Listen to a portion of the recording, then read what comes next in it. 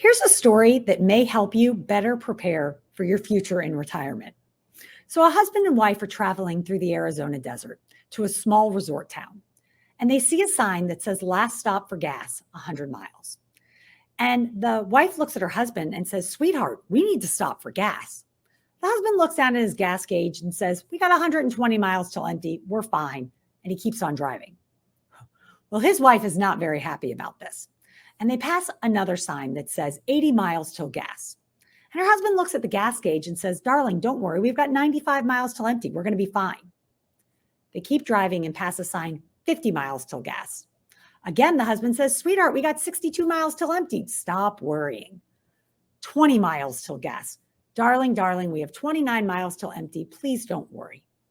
They finally pull into the resort town gas station with exactly 8 miles till empty. And the husband looks at his wife and says, "See, I told you we did not need to stop for gas." Well, they fill up their tank and they go check in at the resort. And the receptionist at the resort says to them, "Mr. and Mrs. Smith, was that not the most beautiful drive you have ever been on in your life? National Geographic consistently ranks that as one of the top 10 scenic drives in all of North America. And I hope you enjoyed it." And the husband looks at his wife, and the wife looks at her husband.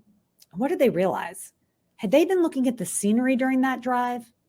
No, they'd been watching the gas gauge.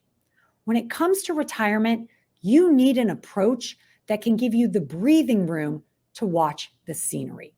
You don't want to spend retirement constantly watching the gas gauge, wondering if you're going to have enough money to get you to your destination. It's worth it to take some time to meet with your financial professional and make sure that you understand how to plan for the long drive, how to make sure that you have the room to enjoy the scenery of retirement and not spend it with your eyes on the gas gauge.